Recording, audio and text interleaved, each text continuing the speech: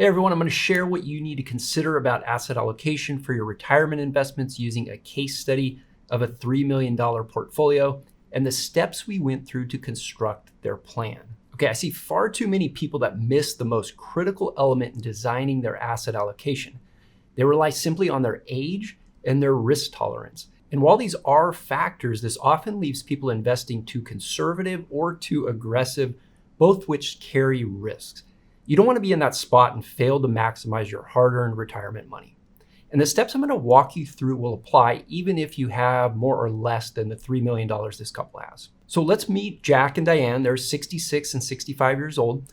They retired just this year. Their goals are to design a retirement income plan that meets their needs and sustains them over the long term, save taxes, travel, and spend time with their family. Okay, they have just over $3 million in their investment accounts. That's made up of just over $1 million in a brokerage or a taxable account. Diane has $300K in a Roth IRA. That income can be paid out tax-free, which is nice. They also have combined $1.7 million in IRAs. These were primarily funded by 401k monies over the years they accumulated, and they've since rolled over into IRAs. That money was contributed on a pre-tax basis and includes employer matching dollars. So that will be taxable when distributed as income. It's also subject to those required minimum distributions or RMDs when they get into their 70s. Their home is worth just over $1 million, and that home has a mortgage of $225,000, which is at a low fixed rate of 2.875 and scheduled to be paid off in 2030. So with $3 million saved, let's see how much they can expect to spend. And then once we understand that, we can begin to tie this together in designing their asset allocation. In terms of their income, they each will have Social Security, with Diane starting in 2 years and Jack's in 4 years. He's planning to defer until 70 to max out his benefit at the highest payout. Each year he defers, it increases by 8%. And Diane would then get to keep the higher of the two benefits if Jack predeceases her. Diane has a pension of $1,800, which she just started receiving at 65. So let's project these income sources out. We also see this hatchet shape in purple. This is potential withdrawals from their portfolio. It starts out larger and gets smaller as other income sources kick in. You'll also see the decrease when the mortgage is paid off in 2030. Accounting for these sources of income is important. We'll be able to subtract this income from what they need to live on each month, and then the difference can then come from their investments. And this is where the math changes when you go from a saver solely focused on building the value of your accounts prior to retirement to an income taker in retirement, when you still want the value to grow and sustain, but you also need to safely manage for income even when the investment markets can get crazy. So let's get into how much they need to live on, and the question that Jack and Diane asked, which account do we pull from first? So like most people, they have 3 buckets of investments when it comes to how they'll be taxed. They have their taxable, their tax deferred, and tax-free. It's important that you understand what you have in each. So Jack and Diane's question about where to withdraw is really a tax question. They have $1.7 million in the tax deferred, and this is common to have the most money here as it came from their 401ks. They've saved a good amount, but especially with RMDs coming up in their 70s, where they're forced to take taxable withdrawals. And for them, this is a large portion of their savings in this bucket. They need to proactively plan so they don't get killed in taxes. With that $1 million that they have in their taxable or brokerage account, the taxes will be based on their capital gains and dividends. And then of course the $300K in the tax-free Roth bucket, that's extremely valuable because that money belongs all to them. Whereas with the tax deferred bucket, you're kind of in partnership with the IRS since you'll pay taxes on withdrawals. And this is where many retirees and even tax preparers get this wrong, is they focus on what will save the most taxes this year. But the objective we talked through with Jack and Diane was to save the most taxes over their lifetime. So the order of withdrawal matters to ensure you're not leaving the IRS a tip. The common default order is to draw from their taxable bucket first, then the tax deferred with those forced RMDs coming up, and finally the Roth last to allow it to grow and build those tax-free earnings. So you can see taxes are really low in the initial years if they only withdraw from their taxable account. But we can take advantage of this. During this tax valley for Jack and Diane, we're going to implement a Roth conversion strategy to benefit from the lower tax brackets and help them minimize their lifetime taxes. Another method they could use is to draw some of their income from their IRAs at the lower tax brackets, but the Roth conversion strategy made more sense for them. And this is why aligning your tax plan and your investment plan is critical. More on that in just a minute. So when we factor in sources of income, Jack and Diane have $15,000 per month available to spend in total based on their pension and what they can draw from their investment portfolio, which we've estimated at $13,000 available to draw now. And if you're quick with math, you might be thinking that's more than the 4% withdrawal rate, and you'd be right, it's actually 5.2%. So that's because we're using a withdrawal strategy based on dynamic guardrails that adjust based on how their investments are doing. If their portfolio increases to the upper guardrail, they can give themselves a raise, and if it decreases to a low point, they would need to tighten the belt. And I should point out a couple things. We're using customized settings for Jack and Diane, so this method can adjust to being either more conservative or more aggressive from an income standpoint. And second is, remember, for Jack and Diane, they'll have Social Security kick in, their mortgage paid off a few years down the road, and this will help decrease future portfolio withdrawals. I don't have time to break down the guardrails approach further like we do in other videos.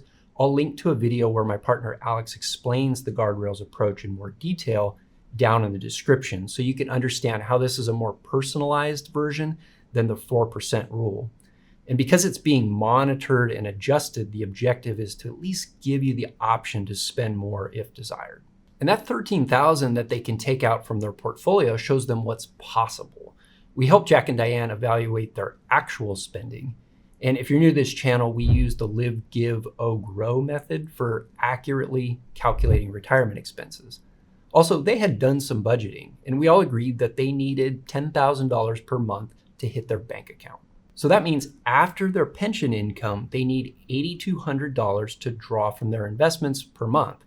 This brings their withdrawal rate quite comfortably into that 3% range, and this also gives them some cushion for bigger expenses that may come up or to increase spending later. But what this tells me is that they need, well, let's call it $100,000 per year from their portfolio. And this gets to the heart of their asset allocation that's personalized for their needs and not solely based on age and risk tolerance. Because now Jack and Diane can have enough of their investment money set aside in a conservative bucket like cash and bonds to meet their income needs for when, not if, the stock market tumbles. So having some cash for the nearest term income needs is the most stable. And then we believe in using short to intermediate term, high quality bonds. Not all bonds are created equal. When you have a unique year like 2022, where the bond market took a massive hit, when you're using bonds to provide stability, it can make more sense to not take big risk with those bonds. And that allows us to then take risk in stocks. Well, no stocks, well, we know they're going to fluctuate, but we want to own them for the long-term growth potential. The amount you keep in cash and bonds can then be scaled for your risk preference. So instead of leading with your risk tolerance, you can then apply it after determining your income needs. If you're much more conservative, you may want 10 years or more of income set aside in bonds and cash. For most people, having 3 to 7 years is common because bad bear markets like in 2008 can last 3 or 4 years. For Jack and Diane, they would describe themselves as moderate investors. So 5 years in the war chest felt comfortable to them. This equated to 17% of their portfolio. And that aims to keep them from being forced sellers of stocks when stocks are trading at a significant discount. But there was still a little more work to do than just apply a percentage and call it a day. They chose to round that up to 80-20 since they were not planning on using that full spending capacity. This would give them a little extra cushion if those bigger expenses did come up. And even though 80% was a bit more in stocks than they would have assumed, they could now comfortably keep those stocks for long-term growth, knowing that when the stock market rocks and rolls, that'll be money they won't need for years down the road. But now you might be wondering, does their allocation apply to each account the same? The overall target is 80% stocks and 20% bonds and cash. But when you're factoring in when you need the money, and then you have a plan for where you'll withdraw that money, You don't need a cookie cutter across the board allocation. And this is where Jack and Diane were better able to customize their allocation. Remember, this method can allow Jack and Diane to have a little more growth potential, but they still don't want to take on unnecessary risk. So here's what they did. The plan was to withdraw income from that taxable account first, which is fairly tax efficient for them. But this also buys them time to convert some of their taxable IRA into that tax-free Roth. So with the taxable account, a moderate approach of 60% stock and 30% high quality short to intermediate term bonds and 10% cash built a base for income. With the IRAs, they could be more growth oriented at 85-15. They will slide some of that stock over to the Roth IRA, which would be nearly all stock during the conversions. Now, over time, as values fluctuate from the market, income withdrawals, Roth conversions, and then with those upcoming RMDs from the IRAs, we'll be working with them to keep their assets on target and their plan in tune for the future, which also means the allocation can shift. Jack and Diane's income need was the primary factor in determining this asset allocation. But most people I talk to, they estimate what they need to live on wrong. So not only does this impact their investment plan, but it can force them to live on less. I'd like you to check out a video I posted on how to use a simple, more accurate method to determine your retirement expenses. You can find that video up here or in the description down below. And if you'd like to talk to me and my team about your retirement plan, we start with a short call. You can schedule that call using the link in the description. Thanks for watching.